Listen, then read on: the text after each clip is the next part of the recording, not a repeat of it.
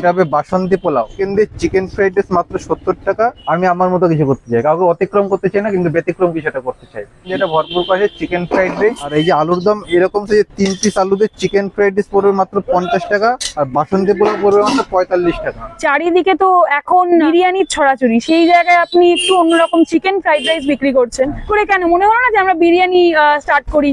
বিরিয়ানি ছেড়ে এই খাবার কেন? দেখুন, বিরিয়ানি বলতে গেলে এখানে অনেক জায়গায় অনেক রকম বিরিয়ানি পাওয়া যায়। আমাদের হাবড়া জংশনটা একটা ফুড জংশন নামে পরিচিত হয়ে গেছে। তো এই চলতি পথে বিরিয়ানি যেমন মুখরোচক হয়ে পড়েছে, আর এই যে চিকেন ফ্রাইড রাইস আর বাসন্তী পোলাও এই খাবারটা সচরাচর এইদিকে নেই। তো না থাকার কারণে আমার মাথায় একটা আইডিয়া আসলো যে এই খাবারটা নিয়ে বসি, যদি মানুষের রেসপন্স পাই। তো দেখছি আপাতত এই খাবারটাই মোটামুটি একটু মানুষের রেসপন্স পাচ্ছি।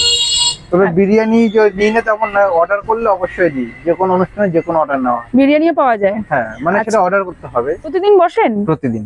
আচ্ছা, অনেকটাই স্ট্রাগল করছেন। হ্যাঁ, প্রচুর দোকান আছে, নামি দামি অনেক দোকান আছে। ইন্সপিরেশন এই সমস্ত বলবো যে ভুল। আমি কাউকে ফলো করি না, আমি কাউকে মানে কপিও করতে চাই না।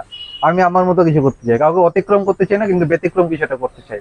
বাহ, খুব ভালো কথা বললেন। আর এই তো দেখতে পাচ্ছি এরকম ভ্যানে করে খাবার বিক্রি করছেন। হ্যাঁ। তো ভবিষ্যতে কিছু প্ল্যান রয়েছে, মানে নতুন দোকান খোলার বা এরকম কিছু প্ল্যান হ্যাঁ, রয়েছে? সবারই তো একটা স্বপ্ন থাকে যে এই ফুটপাত থেকে একটা ঘরোয়া সুন্দর একটা দোকান হবে, নিজের মতো একটা রেস্টুরেন্ট হবে।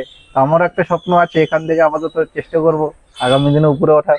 আপনার এই খাবারগুলো খেতে হলে কোথায় আসতে হবে? এই যে বাণীপুর সেন্ট্রাল লাইব্রেরি ঠিক তার সামনে, অথবা আমাদের ইন্ডিয়ার মানে ITI কলেজ গেট তার সামনে। আচ্ছা, বাণীপুর ITI কলেজ গেট। আর টাইমিংটা বলে দিন। টাইমিংটা হচ্ছে 12:30 থেকে বিকেল 4টে 5টা।